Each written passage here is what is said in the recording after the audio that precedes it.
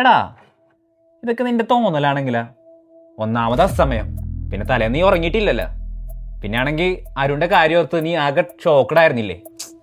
അല്ലടാ, ഞാൻ ഓടുമ്പോൾ എൻ്റെ പിന്നാലെ ആ സ്ത്രീയുടെ സാമീപ്യം എനിക്ക് ഫീൽ ചെയ്യുന്നുണ്ടായിരുന്നു.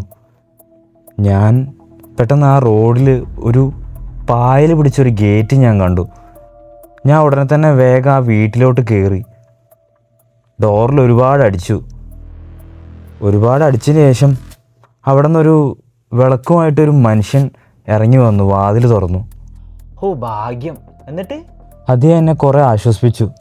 മോൻ പേടിക്കണ്ട, ഇവിടെ ആരും ഒന്നും വരില്ല എന്നൊക്കെ പറഞ്ഞ് അയാൾ എനിക്ക് കുടിക്കാൻ വെള്ളം എടുക്കാൻ വേണ്ടിയിട്ട് വീടിൻ്റെ അകത്തോട്ട് പോയി.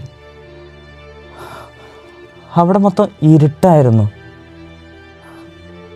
അവിടെ സേഫ് ആയിരുന്നെങ്കിലും ആ സ്ത്രീയും എന്നെ ഓടിച്ചിട്ട നായ്ക്കളുടെ ശബ്ദവും എല്ലാം കൂടെ ആ ചിന്തകൾ എന്നെ ഇങ്ങനെ അലട്ടിക്കൊണ്ടിരിക്കുന്നുണ്ടായിരുന്നു.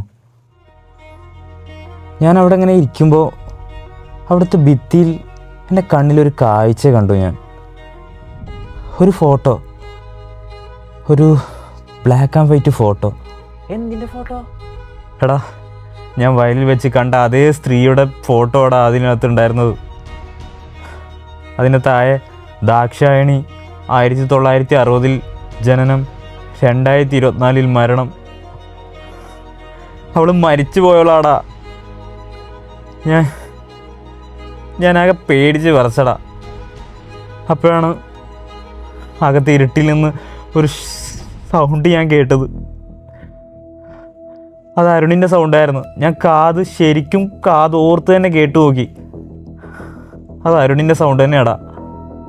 അരുണിൻ്റെ സൗണ്ടോ? എന്തൊക്കെയാടാ നീ പറയണേ? എന്നിട്ട് കിളവനെവിടെ? അവിടെ ഉണ്ടായിരുന്ന വിളക്കണഞ്ഞു. വെള്ളം എടുക്കാൻ പോയ അയാൾ ഇരുട്ടിൽ നിന്ന് എനിക്ക് നേരെ അലറി വരുന്നത് ഞാൻ കേട്ടു. ഞാൻ അവിടെ നിന്ന് എങ്ങനെയാണ് രക്ഷപ്പെട്ടെന്ന് എനിക്ക് ഇപ്പോഴും അറിയില്ലടാ. എന്തോ ഒരു ശക്തിയോ പ്രസൻസോ ഇപ്പം എന്നെ പിന്തുടരുന്നുണ്ടോടാ. എനിക്കാകെ പേടിയാവുന്നടാ.